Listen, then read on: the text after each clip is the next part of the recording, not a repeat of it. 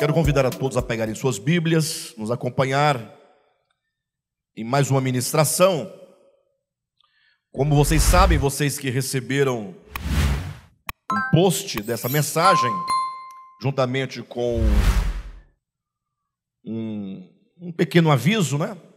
Para quem também leu no Instagram ou no Facebook, os irmãos sabem que nessa noite nós propusemos a todos uma conversa com amigos. Conversa de amigos. Conversa entre amigos, né? Isso porque me parece que a palavra, enquanto pregação, ela soa de modo aleatório.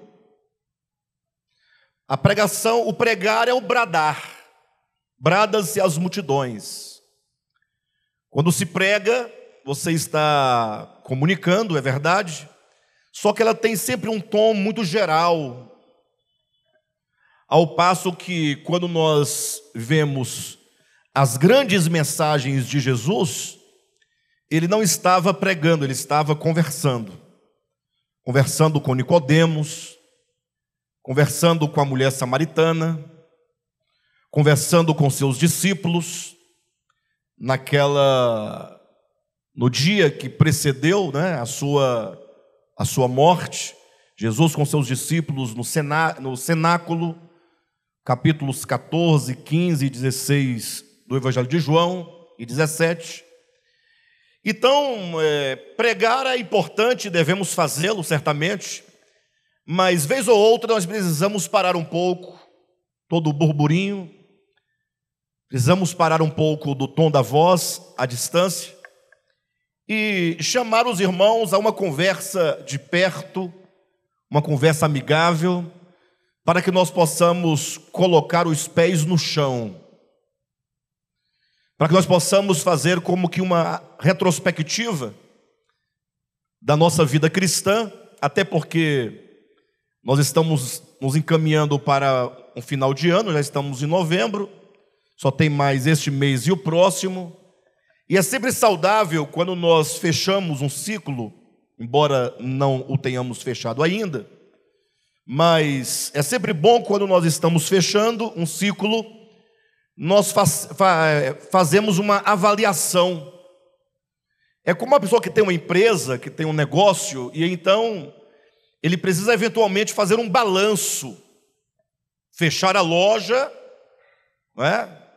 Fazer a verificação do estoque, dos produtos, das vendas, do lucro, das dívidas, para que você, tendo esse balanço, fazendo esse balanço, tendo essa noção real da coisa, você possa definir novas diretrizes para que o seu negócio não vá à falência. E nada mais importante do que a nossa vida humana. O maior negócio é a nossa vida humana. Nada há mais importante do que você, do que a sua alma, do que o seu coração. Cada um pondo-se a si mesmo diante de si, na presença de Deus. Cada um refletindo a sua fé, a sua trajetória de fé, os seus conceitos de fé, o seu relacionamento com Deus, com a verdade. Isso é extremamente importante fazermos, não é? Eu sei que vivemos num tempo de muito barulho, de muitas vozes, de muitos acontecimentos. Não dá tempo de pensarmos direito, porque você está pensando algo, já acontece uma coisa nova, você já abandona o que estava pensando para pensar no novo, e é tudo muito rápido. Nesse mundo líquido que nós estamos vivendo, um mundo que não tem um padrão definido, até a própria moda passa tão rapidamente que um desavisado, quando vai andar na moda, a moda já não é mais moda, já é outra moda, e a pessoa pensa que está na moda, mas já passou a moda, é muito rápido. Por isso que até a nossa comunicação tem que ser rápida. Vou gravar um vídeo, a pessoa, tem que ser no máximo 3 minutos, não pode passar. Não, não, tem que ser rápido, é 1 minuto. Minha filha fica, pai, você tem que falar, é 1 minuto, pai, só. Eu falei, por quê, filho? Eu tenho mais coisa para dizer. Ninguém tem tempo para te ouvir mais de 1 minuto. Ela diz. Aí você grava 10 minutos e ninguém vai ouvir. A pessoa começa ouvindo, dá 45 segundos, ela já passa para a próxima mensagem, para outra coisa, para outro vídeo. Ela não vai te escutar. E eu falo, vai. Ela fala, então tenta para você ver. Aí eu tento. E ela está certa. E ela tem razão. Então, é isso que eu quero propor a vocês essa noite. Uma conversa, um abrir do coração e fazer algumas reflexões que eu julgo necessárias a partir da minha experiência como pessoa, a partir da minha experiência, sobretudo, enquanto um líder cristão, que tenho sob a minha responsabilidade um pequeno rebanho. Não é muito, um rebanho bem insignificante quanto ao número comparado às grandes multidões. Entenda, a irmã Silvia deu um sorriso porque me parece que no primeiro momento soou que vocês são pessoas insignificantes. Não, é um grupo numericamente insignificante diante das multidões, né? Um universo de pessoas, né? 8 bilhões de seres humanos, nós não representamos nada. Mas cada um de nós, e esse grupo, por menor que seja, ele tem uma importância tremenda para Deus. Porque Deus não nos vê como massas, Deus nos vê como pessoas. Ele não nos vê como grupos, ou como grupo, Ele nos vê cada um pessoalmente. Quando Deus olha para a terra, Ele vê você de modo muito peculiar e muito particular. Mas em razão da nossa responsabilidade, portanto, com esse pequeno rebanho, para não falar mais a palavra insignificante, senão a Silvia vai dar um pulo dali agora e tomar o microfone, está quase. Por essa razão nós vamos, então, começar. Abra sua Bíblia em 2 Coríntios, capítulo 11. Vamos ler somente os versículos 1, 2 e 3. De antemão, eu quero dizer para os irmãos que esse capítulo 11 é um capítulo extremamente importante.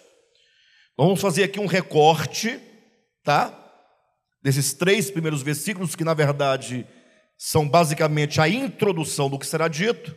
Nós não vamos discorrer o tema do capítulo. Nós vamos tomar apenas as palavras de introdução do apóstolo Paulo e fazer as devidas aplicações necessárias.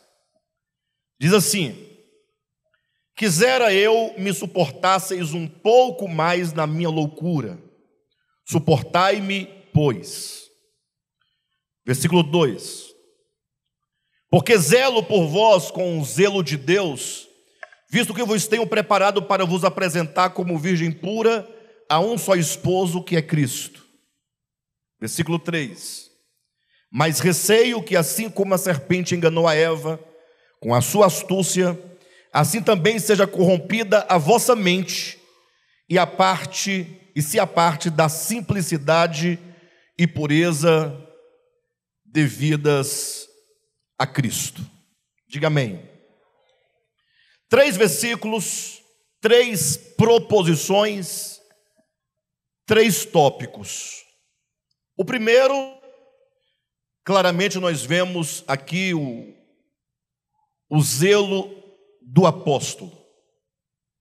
Ele começa dizendo: quisera eu que me suportasseis um pouco mais na minha loucura, suportai-me, porque zelo por vós. Queridos, todas aquelas pessoas, sejam eles apóstolos, sejam eles pastores, sejam eles um líder, seja qual for o nome que se dê, todo vocacionado verdadeiramente por Deus, ele é chamado e imbuído de uma grande responsabilidade. Imagine só Muito fácil é você ter uma banca de laranja na feira. Você pode ter uma banca, você vai na Ceasa, compra lá as laranjas, né? De madrugada, vai para a feira e você vende a laranja, acabou de vender, vai para casa. Se as laranjas, algumas se estragarem, você joga fora. Se algumas outras sobrarem, você pode consumir, você pode doar. Mas não podemos pensar que igreja seja a mesma coisa. Igreja é a coisa mais séria que pode haver. Uma comunidade religiosa qualquer, entenda o termo religioso no sentido legítimo da palavra, porque ali se concentram vidas, se concentram almas, se concentram pessoas a quem Deus criou e por quem Jesus morreu, a quem Jesus redimiu. São pessoas que precisam de ser cuidadas, orientadas, dirigidas. Eu sei que o tempo que nós estamos vivendo é um tempo tão esquisito, tão diferente, que muitos, não poucos, eles consideram que não precisam de nenhuma forma de ajuda na condução da sua vida espiritual. São pessoas que se entendem autossuficientes, autônomas, e embora sejam todas autônomas, é verdade, mas são pessoas que chegaram a um nível de incompreensão acerca de Deus, acerca da verdade e acerca de si mesmo tão grande, que essa pessoa pensa que ela pode simplesmente caminhar sem o auxílio de alguém, ou de outro, ou de outros. É um espírito de arrogância que priva o indivíduo do crescimento, porque todos nós precisamos uns dos outros. Porque todos nós somos seres sociais, seres coletivos, dependemos do amor, do cuidado, precisamos das orações, da palavra, de exortação, de consolação, uns dos outros. Ninguém vive só. E, portanto, esses líderes que Deus levanta, estamos aqui falando a princípio do apóstolo Paulo, ele olha para uma comunidade como esta. Ela talvez fosse maior em número de pessoas, mas uma comunidade de pessoas como nós, pessoas que creram no Evangelho, que receberam o Evangelho, e ele começa dizendo com essas palavras: olha, eu peço a vocês que vocês me suportem um pouco mais na minha loucura. Me parece que os irmãos de Corinto, eles estavam como que dizendo assim: Paulo, já está bom, já chega, nós já compreendemos o que você quer dizer. E alguns disseram: Paulo está falando bobagem, você não tem noção real da nossa realidade. Então Paulo diz: olha, suportai-me um pouco mais, eu preciso falar um pouco mais para vocês. O contexto vai mostrar claramente que Paulo estava lutando contra dois grupos de pessoas. O primeiro e o mais importante, a igreja. Lutando contra a igreja, no sentido de que a igreja lutava contra ele. A igreja não era receptiva. A igreja, não é? Simplesmente estava dando ouvidos, o contexto é claro sobre isso, a tantos outros apóstolos ou pseudo-apóstolos, falsos apóstolos, em detrimento ao falar de Paulo, apóstolo de Deus. Paulo pregando de um lado, um tanto de falsos obreiros pregando do outro lado, contrariando o falar apostólico, a igreja dando ouvidos aos falsos apóstolos, deixando de ouvir Paulo, o apóstolo de Deus. Então Paulo lutava contra a igreja, que estava resistindo ao seu falar, e lutando contra os falsos apóstolos. Ou seja, fica muito mais difícil. Não bastasse os inimigos de fora, tinha os inimigos de dentro. Os inimigos de dentro não eram inimigos pessoais do apóstolo, necessariamente. Não, era a igreja. Eram inimigos no sentido da resistência que se tinha no coração. Ouvia, talvez elogiasse, talvez aplaudisse, mas não era um com a palavra, não se apropriava da palavra, não tomava para si a palavra vinha, do modo como ela vinha, ela ia.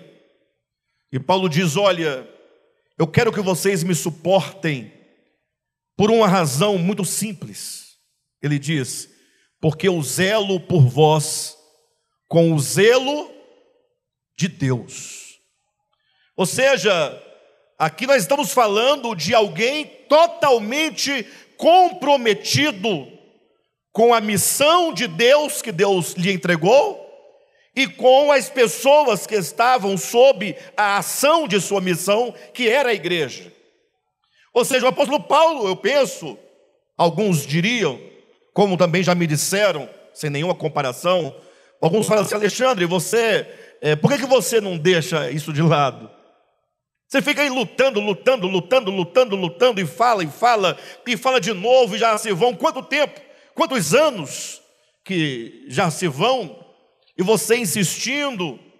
Alguns dizem: será que vale a pena? E eu quero dizer para os irmãos que nós temos por vocês o mesmo zelo do apóstolo Paulo. Temos um zelo, sobretudo, pela palavra que é ministrada. Esse ministério, ele tem resistido e tem sobrevivido graças à bondade de Deus, ao poder de Deus e ao nosso zelo, a despeito das nossas fraquezas, porque todos nós somos fracos, sim ou não? A despeito dos nossos erros, todos nós temos erros, sim ou não? Procuramos ser honestos, procuramos mudar quando o caminho não está certo, procurando nos arrepender quando cometemos algum erro, procurando corrigir. Tudo isso porque nós temos um objetivo muito claro diante dos nossos olhos. Quando nasceu o DEVAP, ele nasceu com um propósito. O propósito nunca foi alterado. Podemos dizer que talvez no começo nós não enxergássemos bem, mas o fato é que todo o nosso propósito, os irmãos que acompanham o DEVAP desde o seu início, sabem que nós começamos pensando no reino de Deus. É o reino de Deus que nós queremos. Paulo tinha um zelo tão profundo pela igreja, que ele vai dizer também lá no livro, salvo engano, de Colossenses, capítulo 2, versículos de 1 a 4, que ele estava ali se desdobrando, pregando, ensinando, lutando. Ele diz: quão grande luta eu tenho mantido por vós, para que o coração de vocês sejam vinculados num só espírito, num só amor. Eu tenho trabalhado incessantemente e lutado por vocês, para que vocês tenham a plena compreensão da verdade. E essa luta era tão grande que ainda em Colossenses Paulo vai dizer que ele preenchia o que restava das aflições de Cristo no seu corpo. Bem, com isso eu queria, nesse primeiro ponto, que os irmãos julgassem e levassem em consideração a razão de ser ministerial. Você está no DEVAP. Você é membro desta comunidade DEVAP. Acima de tudo, você é membro do corpo de Cristo, não é? Mas você é membro do DEVAP no sentido de que você se colocou aqui nesse ministério, nesta comunidade, debaixo desta visão e orientação espiritual, e como membro, portanto, você tem que saber onde você está. Que nós não estamos aqui por nenhum outro motivo a não ser o reino de Deus. Isso não nos faz melhores do que ninguém, e nem com isso queremos dizer que temos a plena clareza e entendimento da verdade. Não, não. é simplesmente um grupo de pessoas que estão indo numa direção, e esse grupo sabe para onde está indo. Então, se você leva a sério o Evangelho, e leva a sério a vida ministerial, a vida de igreja, então você precisa se colocar de uma maneira mais aberta ao ministério, de uma maneira mais integrada ao ministério, tal como um filho se coloca em relação aos seus pais. Os pais, com isso eu quero dizer, os pais nem sempre estão de fato certos, sim ou não? Não estou falando de uma relação cega, não. Estou falando de uma relação de confiança, de diálogo, de estar presente. E não somente de você ter supostamente o teu nome escrito aí num rol de membresia. Não, isso é bobagem. As pessoas se preocupam muito quando chegam numa igreja, levar carta de apresentação, não é? Ou colocar o nome num caderno, num livro. Isso tudo é bobagem, não serve para nada. O que vale são os laços, os relacionamentos e como nós lidamos com a comunidade na qual nós estamos. Eu quero que vocês considerem o zelo que nós temos, a disposição que nós temos e o propósito que nós temos. Mas me parece que apenas isso, dizer apenas isso, não nos soa ainda com muita clareza. Por isso que, seguindo no versículo 2, quero colocar mais um ponto importante. O apóstolo Paulo, ele traz uma explicação, ele diz: porque zelo por vós com zelo de Deus, visto que, ele vai trazer para nós uma explicação, visto que vos tenho preparado para vos apresentar como virgem pura a um só esposo, que é Cristo. E aqui está, portanto, com bastante clareza, a obra do apóstolo Paulo, a obra apostólica.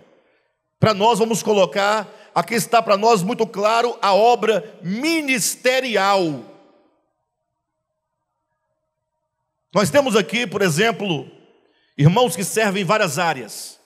Ministério de louvor, os irmãos que servem arduamente, se esforçando para sempre prestar o melhor serviço.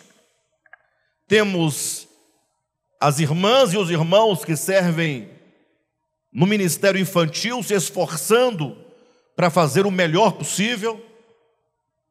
Temos irmãos aqui, pastores e cooperadores, se esforçando para fazer o melhor possível. Pessoas que cuidam da limpeza do local, do cuidado das dependências, fazendo o melhor possível. Irmãos que servem ali nas ofertas, nas máquinas de cartão. Irmãos que servem no estacionamento.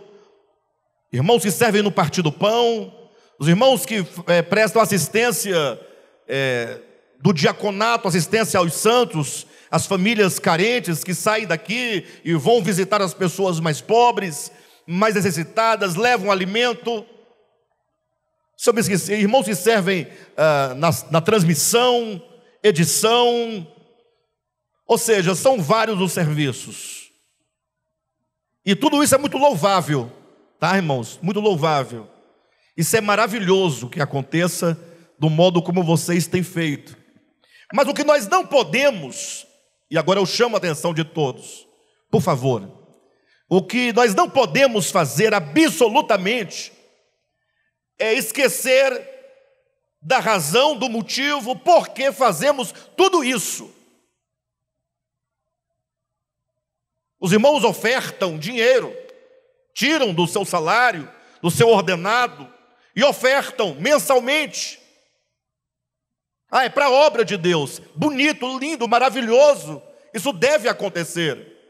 Mas nós não podemos pensar que o alvo e o objetivo de igreja se esgota na boa realização dessas coisas.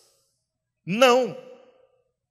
Na verdade, todas essas coisas que acontecem de modo tão bonito, tão bem feitas, com tanto carinho, com tanto amor, essas coisas todas visam a um propósito pelo qual estamos aqui. Você sai da sua casa, você vem para cá, num domingo à tarde. Irmãos, vêm 40 quilômetros, 50 quilômetros, 30 quilômetros, 20, 15, 10 quilômetros, mas vem deixar o domingo à tarde para vir para cá não é brincadeira. Não é brincadeira. Parece que o melhor dia e o melhor período do dia é o domingo à tarde. Já observaram? Quem já observou? Domingo à tarde. Sábado você ainda está no movimento da semana, mas o domingo é aquele dia. Aí de manhã você vai da feira, faz uma coisa, faz outra, mas domingo à tarde, não é? Tem um jogo de futebol do seu time predileto. Tem lá o Luciano Huck, com aquelas perguntas dele, você quer saber, você quer participar de casa, você quer ir para um churrasco, aí você fala, não, eu preciso congregar com os irmãos. Aí você vem, você abre mão do melhor da semana, no aspecto dos dias, humanamente falando, e você vem para cá. Aí quando você sai daqui e fala, acabou meu domingo, já é segunda-feira, vou dormir porque amanhã cedo tem que levantar. Então você faz esse esforço tremendo. Então nós temos que ter bastante clareza para saber se vale a pena tudo isso. Pessoal, saber se vale a pena. Os irmãos se esforçando para criar os grupos de limpeza, vale a pena? Isso aí, tem irmãos que vêm do Lago Azul para limpar o local. Quem sabe onde é o Lago Azul? Lago Azul passa do Gama, Pedregal, é Goiás. Vem para cá limpar o local aqui. Vale a pena? Nós estamos conversando. Falamos do seu final de semana, que você vem para cá. Desses irmãos que... Irmão Almir está aí, ó. Toda quarta-feira, todo domingo, naquela cadeira, sentado. Nunca falta. No dia que falta, ele vem falar comigo. Me assustado, bispo, eu não vou poder vir tal dia. Falei, calma, tranquilo, você tem direito à folga semanal. No caso, anual. Tomou a responsabilidade de contribuir com o Gilson. Vale a pena? Vocês estão pensando, não? Querido, só vale a pena em duas situações. Primeira, se o objeto da nossa busca, do nosso trabalho, da nossa dedicação for bom. E segundo, se sendo bom, excelente, isso que desejamos, se nós valorizamos isso que queremos obter. Quem está me entendendo? Paulo diz, olha, eu zelo por vocês, porque eu estou preparando vocês. Não está aqui no texto, versículo 2? Olha na sua Bíblia. Porque zelo por vós com zelo de Deus, visto que vos tem o quê? Preparado. Estava preparando a igreja para que essa igreja fosse apresentada a um só esposo, que é Cristo. Ou seja, a vida da igreja consiste num caminho de crescimento, num caminho de formação, num caminho de edificação. A igreja do Senhor vai ser apresentada a Jesus. Linguagem linda que o apóstolo Paulo coloca, não é? Porque qual é a imagem que vem à mente de vocês quando eu falo, estou preparando-vos como uma virgem pura a um só esposo, que é Cristo? Talvez um casamento. Aí, mas quais são as imagens que vêm, que antecede o momento do casamento?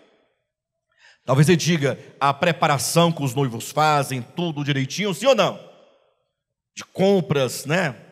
Previsão de aluguel, a festa, os músicos, o pastor celebrante, o vestido de noiva, as daminhas, os testemunhas, alianças. Mas não é por aí.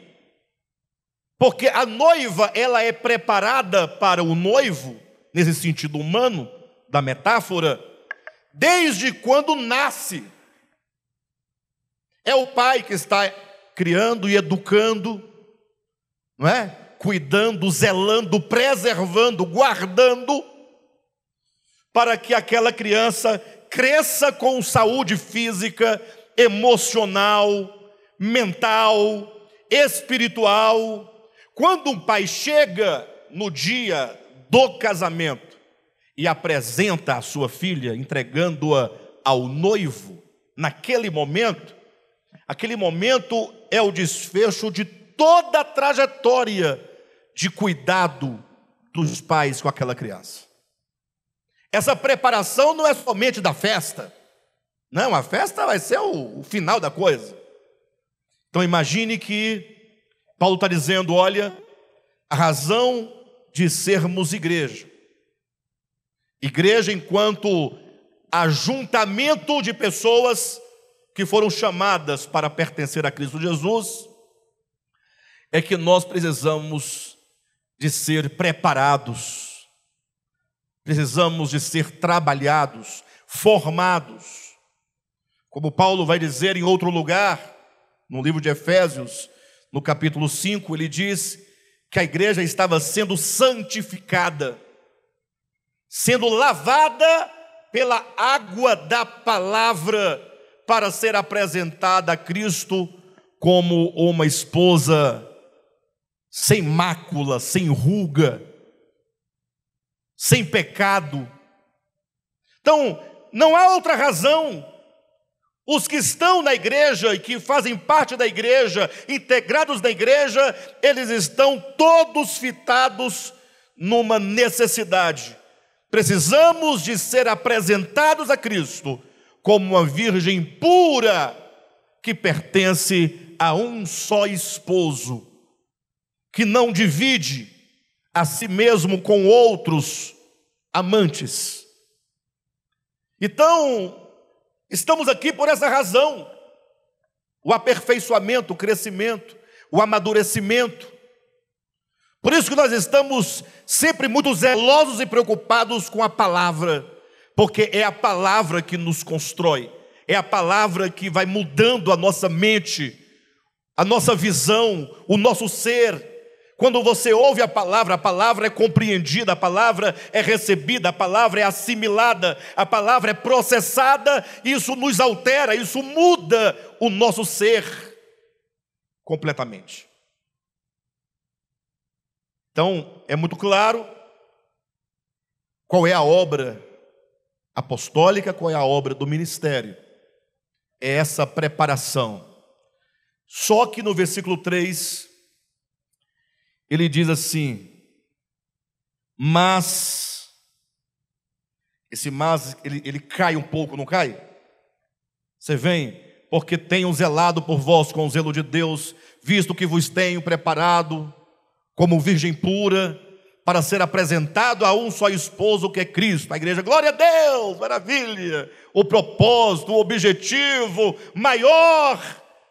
Mas, esse mais, ele dá uma parada, o tom da voz baixa, te chama agora a atenção para algo que está em oposição ao que está sendo feito. Se por um lado existe um zelo extremo apostólico, de preparar a igreja, de trabalhar a igreja, de deixar a igreja em condições de se encontrar com o seu Senhor. Por outro lado, existe um inimigo, existe um problema. Quem está entendendo a minha preocupação sobre esses pontos que nós estamos colocando? Só para os irmãos entenderem melhor. Às vezes, pessoas passam anos vindo, se assentando, cantando e indo embora, sem se atentar para o que está acontecendo aqui. Vocês acreditam nisso? Pessoas que estão satisfeitas pelos feitos. Não, eu estou cumprindo bem minha tarefa. Tudo certinho, tudo bacana. Está funcionando como se fosse um parque de diversão. Hoje não quebrou nenhum brinquedo, nenhuma criança se machucou. Está tudo em ordem. Não. Há um objetivo, queridos. Eu quero chamar vocês para esse objetivo. E agora chamar atenção para um grande perigo. Paulo diz: mas receio que assim como a serpente enganou a Eva com a sua astúcia, assim também seja corrompida a vossa mente e se aparte da simplicidade e pureza devidas a Cristo. Ele diz: olha, assim como a serpente enganou a Eva, lá no jardim do Éden, ele dá esse exemplo para que você possa olhar e perceber. Do mesmo modo que a serpente enganou a Eva com a sua astúcia, mas a serpente, o mais astuto de todos os animais que Deus havia feito, não é lá em Gênesis 3? Ele diz: do mesmo modo, eu receio que vocês também sejam enganados. Em outras palavras, para quem pensava que o problema de Eva é algo do passado e de uma pessoa individual, que não tem muita relação com você diretamente, eu estou dizendo, a serpente nunca deixou de enganar ninguém. A serpente continua enganando, continua mentindo, e a serpente continua tendo êxito, muito êxito. E a serpente engana de várias maneiras e de vários modos. A serpente não está preocupada com o tipo de coisa ou de questão que vai te tirar a atenção. Ele quer tirar você do foco. Se você for um grande religioso hipócrita, que disfarça bem as eivas da maldade, com as suas roupas, com o seu igrejar, com o seu ofertar, com o seu cantar, com o seu realizar, ele estará satisfeito. Se ele conseguir te enganar dizendo que basta você ir à igreja, sentar-se, cantar, deixar o ofertinho embora, se você ficar nesse jogo 10 anos, 20 anos, 30 anos, sem que o objetivo por que estamos aqui aconteça, que é a ação do Espírito Santo de Deus no nosso coração, nos mudando a cada dia, nos tornando melhores, a serpente estará satisfeita. Ela não se importa se você não vai para as drogas, se você não vai para a gandaia, se você não vai para os vícios. Não, porque nós pensamos que a serpente só quer levar as pessoas para os vícios da prostituição, né? Das drogas, etc e tal, porque é um submundo que todo mundo enxerga à distância, sim ou não? Mas não. Se a serpente conseguir que você se distraia um único dia, esse dia em que você se distraiu será subtraído de todo o tempo em que você teria para crescer um pouco mais. Aí ela nos engana hoje, nos engana amanhã, e vai nos enredando, nos enganando, porque ela tem astúcia, ela é astuciosa. E ela vai criando alguns argumentos e você vai dialogando ali com seus próprios pensamentos, que é essa serpente, que é uma mente ou uma inteligência destituída de Deus, independente, que rasteja, totalmente caída, e você vai se permitindo que se passem os anos, os meses, os anos, as décadas, e as coisas não acontecem. Assim como a serpente enganou a Eva com a sua astúcia, Paulo diz, assim também sejam o quê? Corrompidas. Corrompidas o quê? A vossa mente. Onde é que a serpente trabalha? É na mente. Quando você está pensando, arrazoando, justificando, explicando, fundamentando, cuidado, porque pode ser a serpente te enganando. E quando a nossa mente, portanto, ela é corrompida, é fácil de identificar. Nós vamos pouco a pouco nos afastando da simplicidade devidas a Cristo, a simplicidade do Evangelho. O Evangelho, enquanto tal, enquanto Evangelho, para mim, vai se tornando apenas um objeto, uma coisa que eu adoro, mas é uma coisa que não está dentro de mim. Você pode até continuar a dizer que o Evangelho é tudo, é de Deus, é maravilhoso, ele salva, ele cura, liberta, batiza com o Espírito Santo, né, como dizem sempre por aí. Mas, se você se apartar da simplicidade do Evangelho, aí você vai se lembrar que quando você teve a sua experiência no começo da sua vida cristã, o quanto que você era simples em relação a Deus, a palavra, aos irmãos, a verdade. O quanto você estava envolvido com as verdades do Evangelho, querendo, buscando, sinceramente, desejoso, com sede, com vontade de crescimento espiritual, de salvação, de cura, de libertação. Aí o tempo passa, essa simplicidade acaba e nos tornamos crentes orgulhosos, porque já tenho 20 anos de crente. Isso é orgulho. Porque congrego no DEVAP, orgulho. Não porque a nossa igreja, orgulho.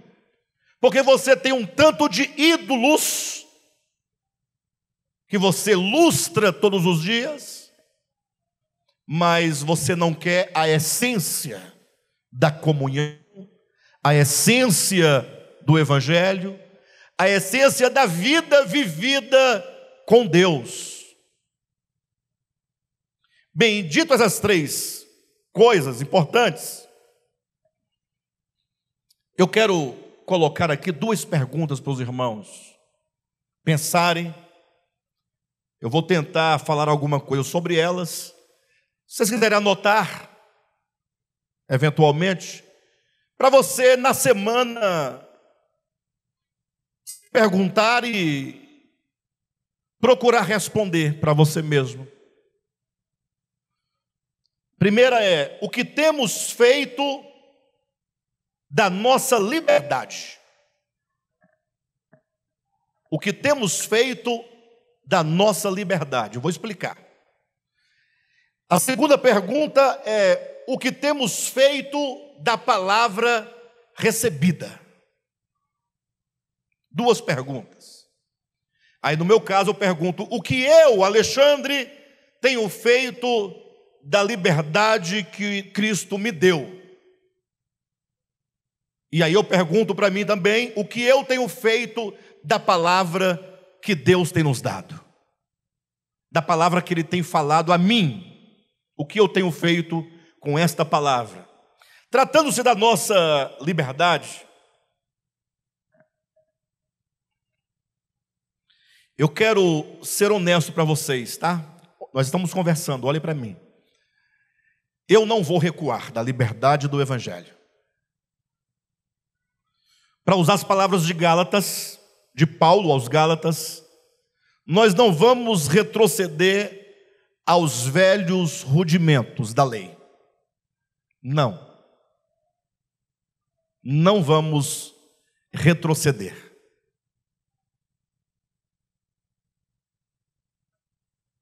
A verdade do Evangelho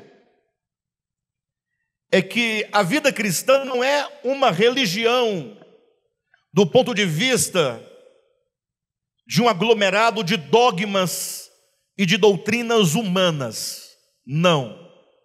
Quando a Bíblia ou o apóstolo Paulo se arrisca a dar uma definição de evangelho, ele diz: o evangelho é o poder de Deus para a salvação de todo aquele que crê. Paulo se arriscou a dar um bom conceito, não? Não é só isso e nem exatamente isso, é muito mais do que isso. Mas já está bom, é um bom conceito. O evangelho é o quê? O que é o evangelho? O evangelho é um conjunto de regras, de normas, de condutas, de usos e costumes, do que fazer e não fazer, do que tocar e não tocar. Não, pelo contrário, o evangelho vai de encontro a essas coisas que são meramente humanas e insatisfatórias para realizar ou satisfazer a necessidade do homem. O evangelho é o poder de Deus. Repita comigo: o evangelho é o poder de Deus. Tem gente que reclama no chat da igreja, eventualmente acontece, ou nos comentários, mensagem: não precisa ficar pedindo para os irmãos repetirem, isso é uma bobagem. É de fato, às vezes é um jargão, é uma coisa que está bastante... Mas não, eu não quero que você repita para o seu irmão, não, é bobagem, eu quero que você sinta o poder, o impacto da verdade. O evangelho é o poder de quem? De Deus. O evangelho é Deus agindo na alma, mudando as estruturas da mente, do coração, da consciência humana, salvando-o deste mundo tenebroso, tirando a alma das trevas, do desconhecimento, da ilusão, da mentira. Por isso, tentar promover uma igreja em que as pessoas são proibidas de fazer algumas coisas e são obrigadas a realizar outras, é não somente reduzir o evangelho a um conjunto de normas, mas é sobretudo desprezar o poder de Deus. Trocar o evangelho, poder de Deus, por um conjunto de normas. Por isso que o evangelho não tem medo. Os apóstolos não tiveram medo e Jesus não teve medo. Para pregar a verdade não pode ter medo. Ele diz: olha, no evangelho não tem usos e costumes. Porque quando a pessoa é dirigida por doutrinas, e aí a Bíblia chama de doutrinas humanas, só que a igreja contemporânea, a maioria delas chama de doutrina. Sua igreja tem doutrina? Ou a sua igreja não tem doutrina? Graças a Deus. Nesse sentido, que doutrinas enquanto normas de usos e costumes não temos e não teremos. Não vamos retroceder. Esse é o problema, calma. Estou tocando num problema. Falei que nós íamos conversar. Quando Paulo, então, vai dizer sobre o conjunto de normas, que é um grande câncer na igreja de Jesus, ele diz assim: se vocês morreram com Cristo, olha, gente, pelo amor de Deus, isso não é uma doutrina. Morrer com Cristo não é uma doutrina. Você pode até elaborar de maneira conceitual, formal, positivada essa verdade, mas não vale nada escrito aqui. Ele está dizendo assim: olha, a grande necessidade do homem, segundo o Evangelho, é que ele seja unido a Cristo na sua morte. é uma experiência. Ou eu me crucifico com Cristo, me permito ser destruído com Cristo na cruz, ou então não tem outra coisa.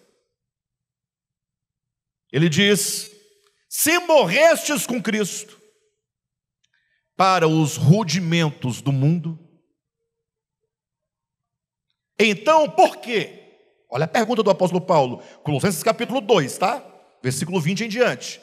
Então, se você morreu com Cristo, por que você está se sujeitando de novo, outra vez, a mandamentos de homens que dizem: não use isso, não use aquilo, não toques nisso, não toque aquilo outro, segundo os preceitos, próximo versículo, segundo os preceitos e doutrinas dos homens.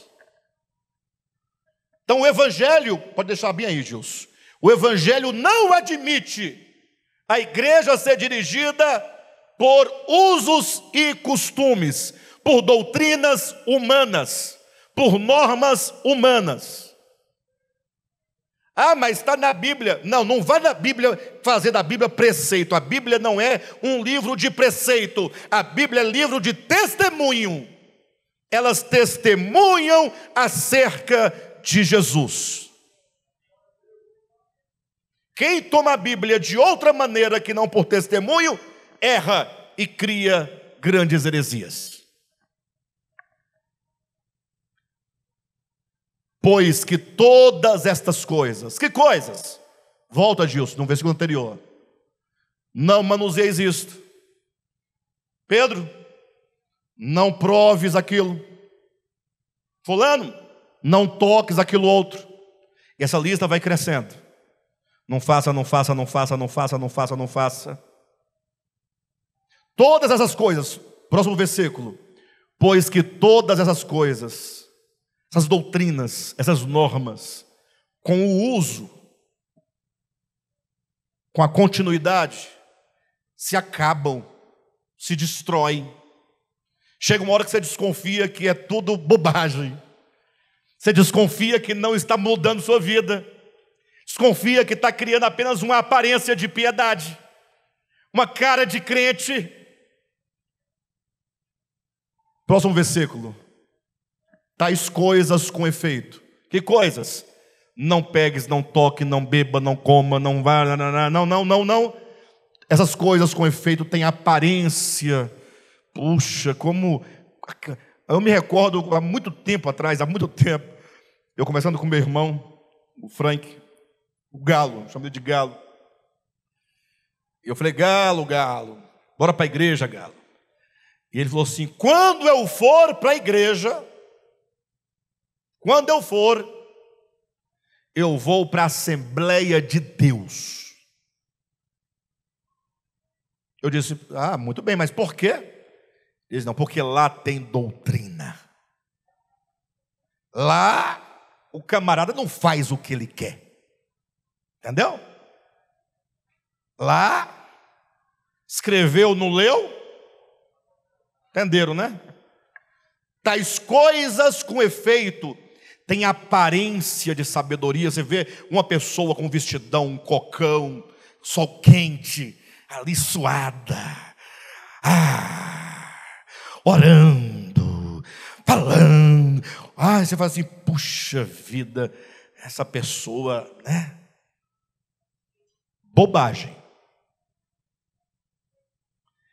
Estas coisas, com efeito, têm aparência de sabedoria, como culto de quem? Meu irmão, como culto de si mesmo. Vocês viram como eu sou santo? Vocês viram? Vocês percebem como eu ando? Eu não vou aos lugares onde vocês vão. Meu negócio é igreja, é vigília, é monte, é jejum. Quando a coisa acontece. E de falsa o quê? Humildade. E de rigor o quê? O que é rigor ascético?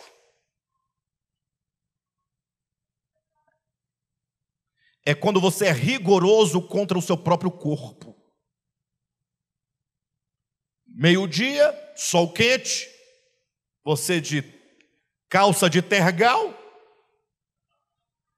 camisa social de tergal amarrada aqui no braço e aqui no pescoço, dentro de casa com um ventilador jogando ar quente em você, e você sentado no sofá. Tira a camisa, irmão, não pode. Veste o bermuda, não pode. Rigor ascético. Não rapa o sovaco. Rigor. Colocar o meu corpo para sofrer. Não vai comer amanhã o dia inteiro, 12 horas de jejum. Vai orar, tem que ser de joelho, né? Antigamente, pelo menos no meu tempo, as irmãs tinha aquelas marcas aqui, mulher de oração, joelho de camelo. Mas olha o que Paulo diz: não tem o quê? Não tem o quê? Não tem valor? Não tem valor? Não tem valor algum, ou seja, nenhum valor. Ah, não tem valor. Não, não tem valor algum, nenhum. Contra o quê? Contra a prostituição, a impureza, a lascívia, a divisão, a facção, a inimizade, naines, bolsomínios. Nada disso tem poder. Na hora do diabo sair da garrafa, ele sai. E as doutrinas vão, não vou dizer,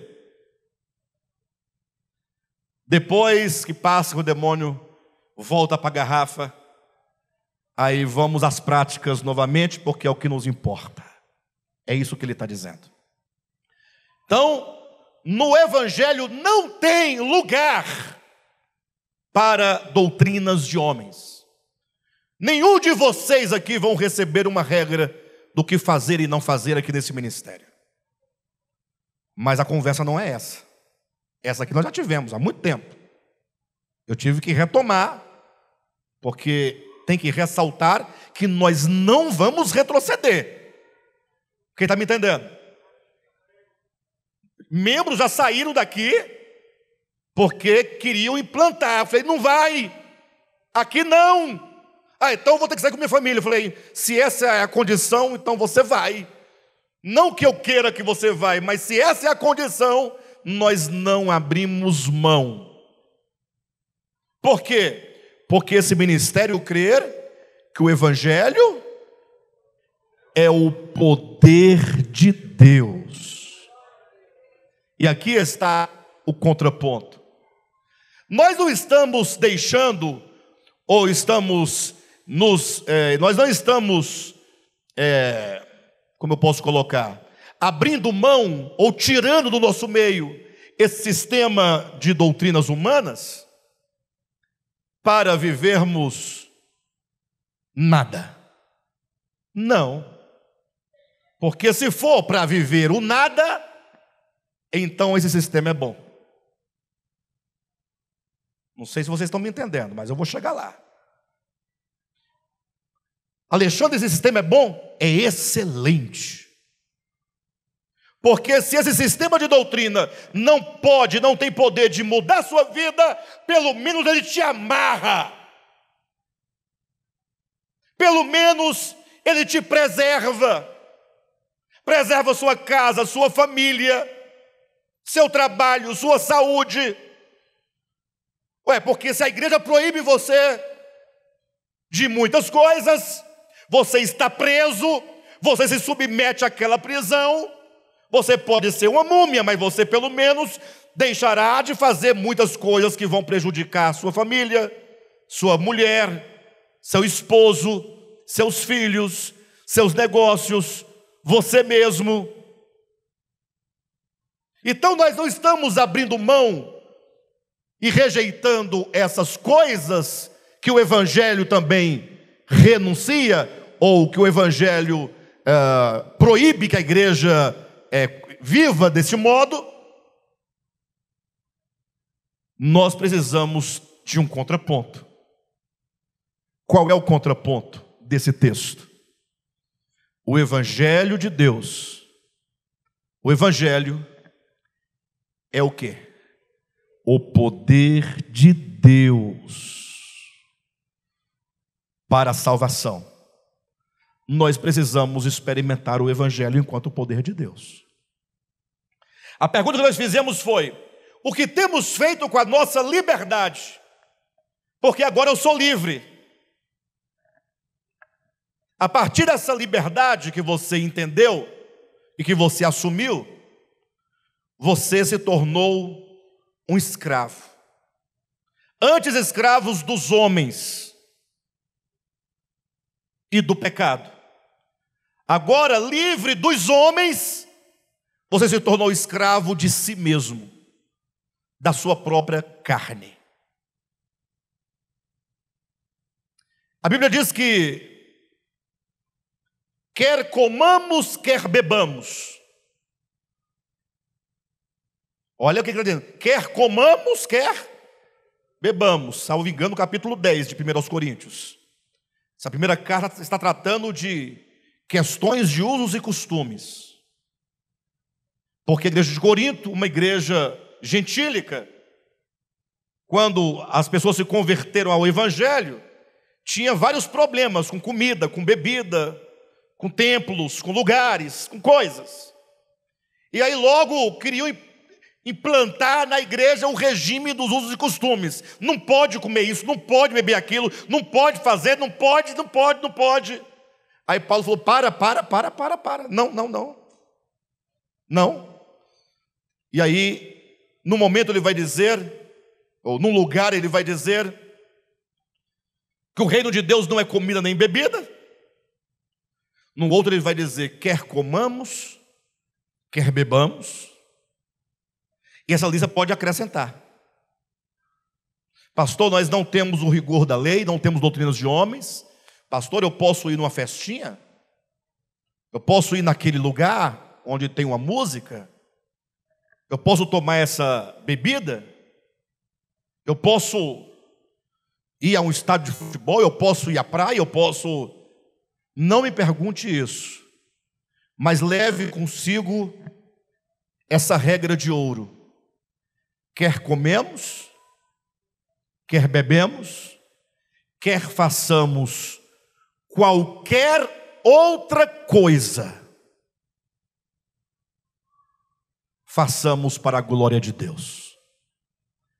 Se o nome de Deus não pode ser glorificado onde você está, o que você está fazendo, com quem está fazendo, o que você está falando, se não pode ser glorificado, você já saiu do raio do Evangelho agindo com o poder de Deus, porque você decidiu viver por si mesmo e para si mesmo. Nós podemos todas as coisas, queridos, mas você tem que colocar Cristo na sua vida.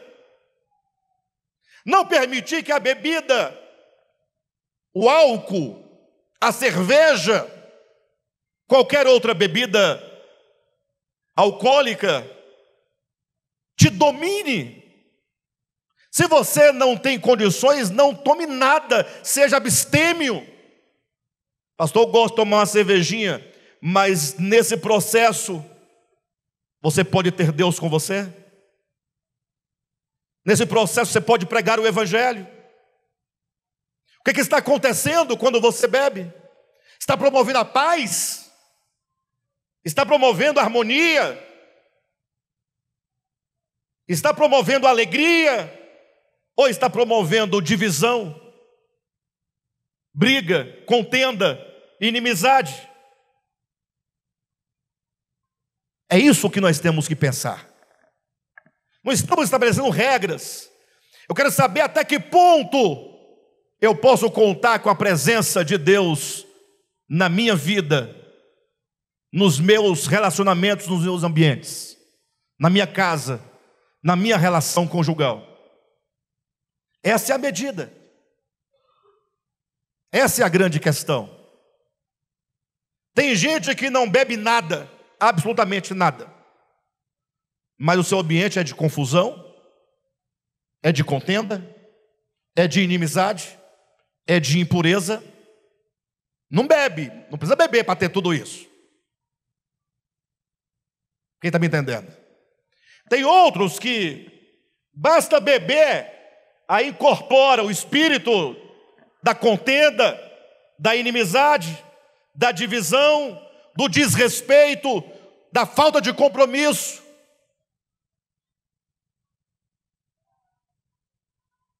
Então, o negócio não está aí. Está em como você vive o Evangelho no seu coração. Como você vive. O que nós estamos fazendo da nossa liberdade?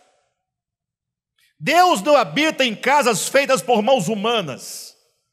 Poderia gastar 15 minutos agora, como fizemos com os usos e costumes, demonstrando. Isso aqui não é igreja, é um galpão. Igreja somos nós, templo do Espírito Santo somos nós. Não vamos abrir mão, isso aqui não é altar, isso aqui é uma plataforma feita de madeira, comprada da Tosete. E esse tapete feio, cor de burro fugido, não pode ser altar de Deus. Não, o altar de Deus é o meu coração. É aqui que Ele está entronizado, aqui dentro, e não aqui.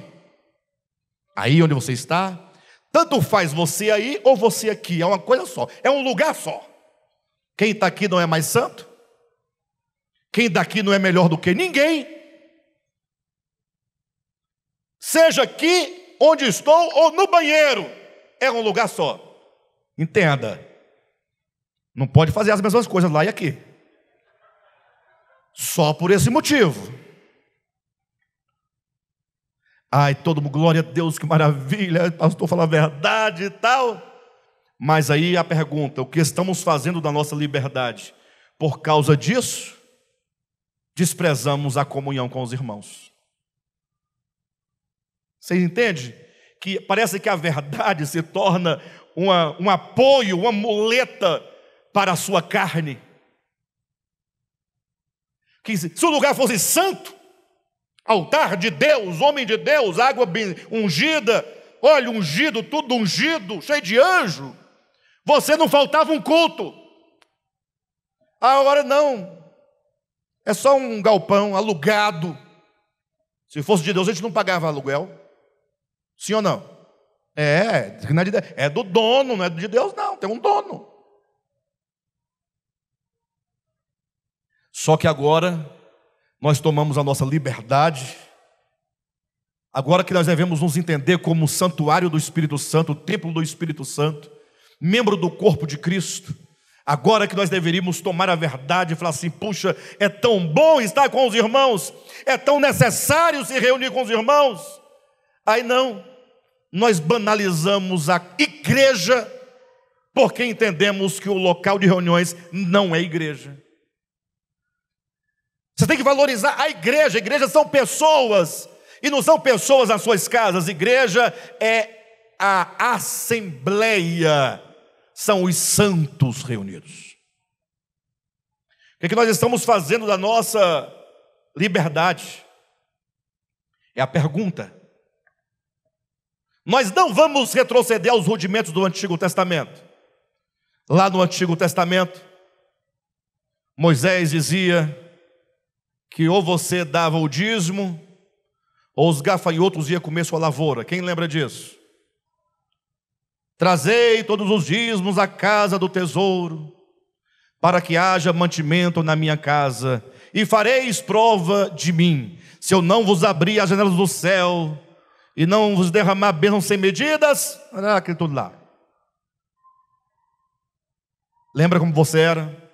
Aí você entendeu, puxa, primeiro que aquele dízimo do Antigo Testamento não tem nada a ver com o dízimo que cobram hoje. Nada a ver. Esse dízimo que vocês conhecem, em qualquer igreja evangélica, nunca existiu na Bíblia. O dízimo de que fala a Bíblia é outra coisa. Tem uma outra natureza e uma outra função. Tem nada a ver com isso. Tudo bem. Ninguém entendeu assim? Tá. De todo modo, para quem acha que é a mesma coisa, o fato é que no Novo Testamento não existe essa regra, nem essa lei, nem gafanhoto, nem migrador, nem afanador. Não tem. Novo Testamento não existe essas coisas. Aí você, que maravilha, glória a Deus, maravilha, irmãos, porque a nossa igreja não tem o dízimo. Não tem mesmo, e não temos, e não teremos, nunca tivemos. Nunca tivemos. Nunca houve no DEVAP um único dia sequer que nós tivemos dízimo. Nunca houve. Agora, livres, a liberdade, o que fizemos nossa liberdade. Agora, nós não damos importância à contribuição em amor. Não damos importância. Vocês acreditam? Eu vou falar isso para vocês, mas é um fato. Um fato. Eu conversei com várias pessoas, e muitas delas, quando eu tenho mais liberdade, estamos num ambiente mais fora de igreja, em que a pessoa não está me vendo como pastor, né, porque está me vendo como pastor. Em alguns outros ambientes, me vê como Alexandre, uma pessoa qualquer desse mundo velho. Eu pergunto assim, você é oferta? Pessoas próximas a mim, né? Não poucas já me responderam assim, você acredita que não? Fala, por quê? Eu não sei. Não sei. Aí eu falo, mas você não está ouvindo que nós temos necessidades, a igreja tem compromissos, tem nada a ver com nada, mas é porque é nosso, estamos ali, temos... eu vou ver se esse mês eu faço uma oferta. Né? Ou seja, nós tomamos a nossa liberdade para dar ocasião à nossa carne. Isso é um fato.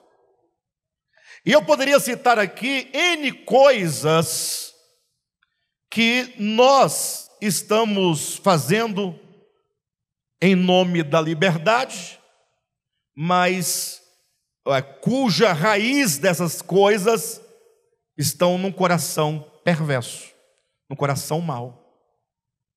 Então não vamos usar mais a nossa liberdade como desculpa de nada. Não, não.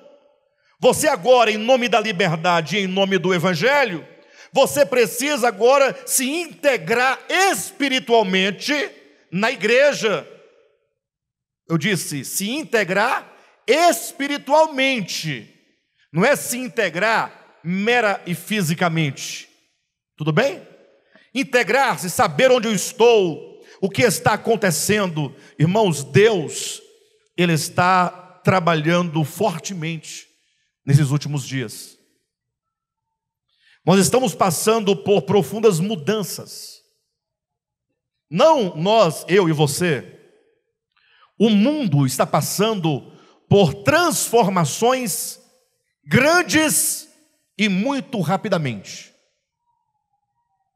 Se nossos olhos pudessem ser abertos para nós vermos como que o mundo espiritual está se comportando, em razão da brevidade dos tempos, nós mudaríamos rapidamente de posição, ou de disposição.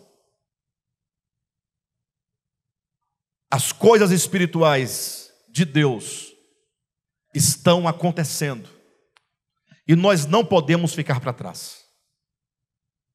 Amém? Nós não podemos ficar para trás. É urgente, os dias que estamos vivendo são dias urgentes. Todo mundo fala, né? Da vinda de Cristo, aí fala, ao ressoar da trombeta de Deus, não fala? Aí tem toda uma discussão teológica, essa trombeta, que trombeta é essa? Se é de prata, se é de ferro, de que é feita, quem vai tocar, quem é o arcanjo, quantos arcanjos tem? Teologia está cheia dessas confusões que não serve para nada. Trombeta de Deus quer dizer o aviso de Deus. Ele está avisando. A trombeta, quando soa, ela soa nas suas mais diversas formas.